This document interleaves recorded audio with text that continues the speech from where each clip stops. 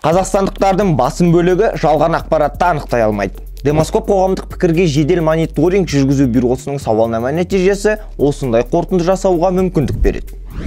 Демоскоп зерттеуінің нәтижесіне сай, қазақстандықтардың көпшілігіне дезинформация мен фейктің әсер ету қаупі бар.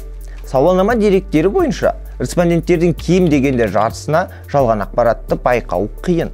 Факт-чекинг жөнінде 18-24 жастағылар көбірек хабардар. Олар басқаларына қарағанда ақпараттың рас өтірігін тексереді және фейк екенін оңай анықтай алады.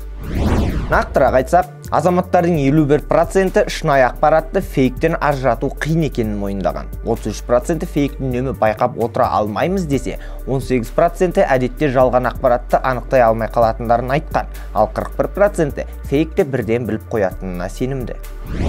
Зерттеу барысында респонденттер факт-чекинг не екенін білесіз бе деген сауалға жауап алу маңызды еді.